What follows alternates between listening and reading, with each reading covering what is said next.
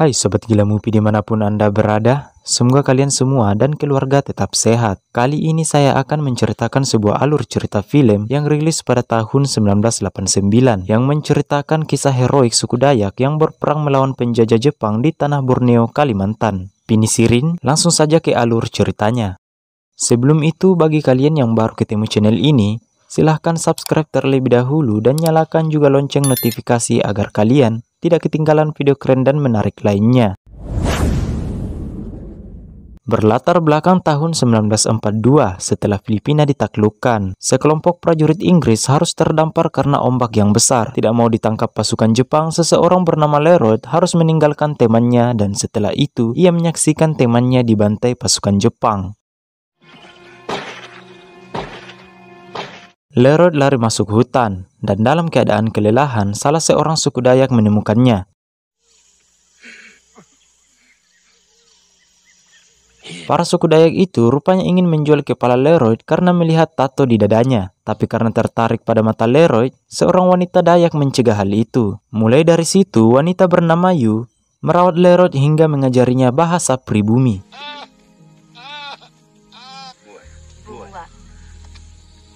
Singkatnya, kini Leroy dapat beradaptasi untuk hidup di alam liar. Hingga pada suatu hari, Leroy menantang pria yang mau menjual kepalanya tempo hari.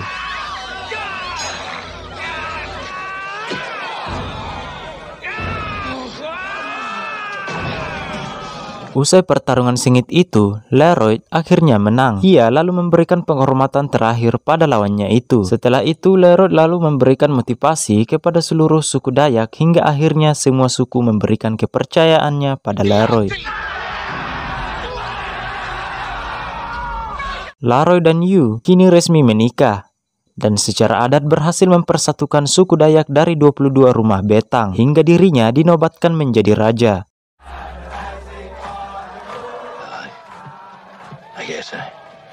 Suatu ketika, sekelompok pasukan dari Inggris tiba. Mereka diutus membantu suku Dayak dalam melawan Jepang. Saat mendarat, mereka dikepung oleh suku Dayak, lalu dibawa masuk ke dalam hutan.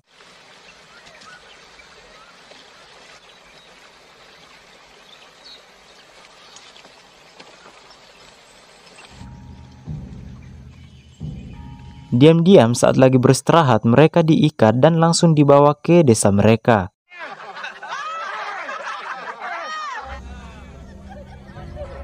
Di desa, mereka terkejut melihat Leroy yang kini jadi raja. Leroy pun mengadakan rapat dengan warganya, kemudian menceritakan bagaimana dirinya diangkat menjadi raja. Di sana, Farbon membujuk Leroy agar ia dan rakyatnya mau melawan Jepang, dan menjelaskan kalau sekutu mulai melancarkan serangan dan mereka diutus untuk membantu warga Dayak mengusir Jepang dari Pulau Kalimantan. Leroy yang tidak mau membahayakan rakyatnya memilih menghindari perang. Singkat cerita, esok pun tiba. Pesawat Jepang yang melintas langsung menyerang wilayah suku Dayak. Melihat banyak warga menjadi korban, Leroy akhirnya setuju dan meminta perjanjian tertulis dari pasukan sekutu agar sukunya bebas dan diberikan persenjataan. Singkatnya, pasukan bantuan tiba. Mereka ditugaskan melatih warga Dayak dalam mengoperasikan senjata. Di sini, suku Dayak diperkenalkan berbagai senjata dan langsung dilatih oleh prajurit profesional.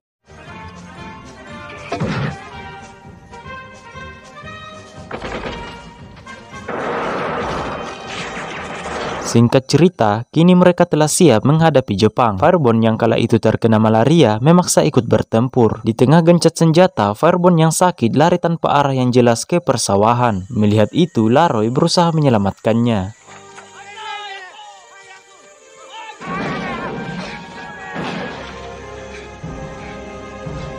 Saat perang usai, Farbon tersadar dari pingsannya dan pergi mengucapkan terima kasih kepada Leroy yang telah menyelamatkannya. Sebagai bentuk ucapan terima kasih, Farbon berusaha mengabulkan perjanjian yang diminta Leroy sebelumnya.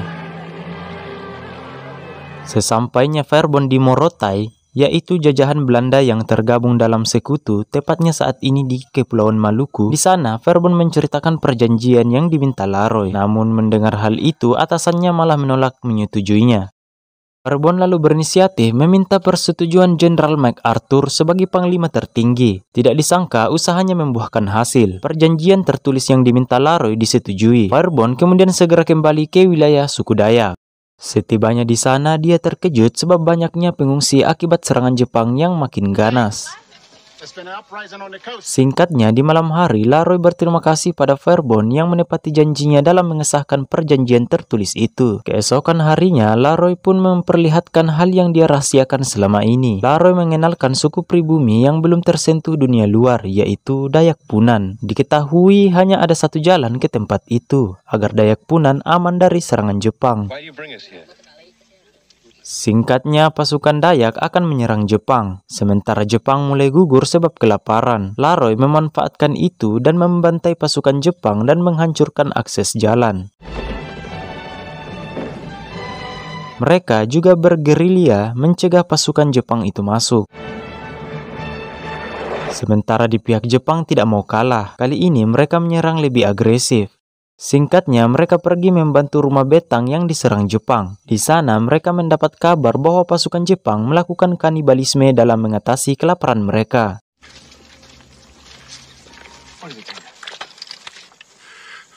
Mereka pun coba menyergap pasukan Jepang yang melintas di malam hari, di mana perang itu menimbulkan banyak korban jiwa di kedua belah pihak.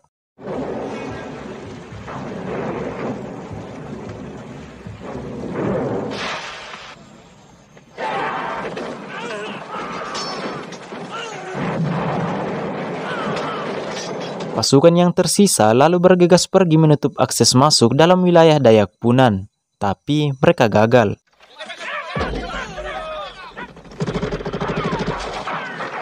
Di saat yang sama, pasukan Jepang juga masuk area rumah betang mereka. Laroy yang berusaha kembali ke rumah betang lagi-lagi terlambat, sementara warganya telah dibantai oleh Jepang.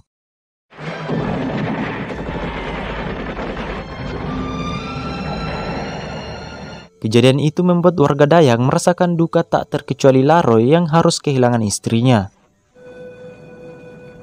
Sejak saat itu, Laroy tidak dapat lagi menahan amarahnya. Dia dan pasukan Dayak mengejar pasukan Jepang yang kabur. Melihat pasukan Jepang terpojok, Laroy dan pasukannya membantai habis musuhnya itu.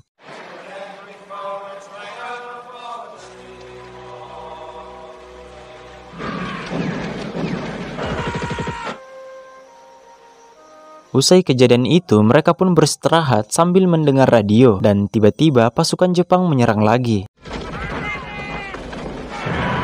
Fairbone ditikam prajurit Jepang, sehingga ia mulai tak sadarkan diri, dan saat terbangun, ia sudah berada di rumah sakit. Di tempat lain, Laroy berdamai dengan petinggi Jepang, di mana Jepang memilih menyerah. Di sisi lain, atasan Fairbone berencana menguasai kerajaan Dayak. Dengan mencari tahu cara menguasai kerajaan Dayak itu, terpaksa Fairbone memberitahu rahasia suku pribumi itu untuk menghindari pertumpahan darah dengan memutuskan pasukan garam ke suku Dayak. Dan benar saja, Laroy terpaksa menyerahkan diri pada tentara sekutu agar rakyatnya bisa mendapatkan garam. Saat petinggi militer tiba, terlihat Laroy telah dihajar pasukan penjaga sehingga hal itu membuatnya murka. Singkat cerita, Laroy dibawa dalam sebuah kapal. Saat berada di Selat Malaka, kapal yang ditumpangi Laroy harus kandas sehingga Fairbone memanfaatkan hal itu untuk membebaskan Laroy. Akhirnya, Raja Laroy kembali bebas dan film pun selesai. Terima kasih telah menonton video ini. Jika kalian suka, silahkan bantu dengan klik tombol subscribe dan nyalakan notifikasi agar kalian tidak ketinggalan video keren dan menarik lainnya. Sampai jumpa di video selanjutnya.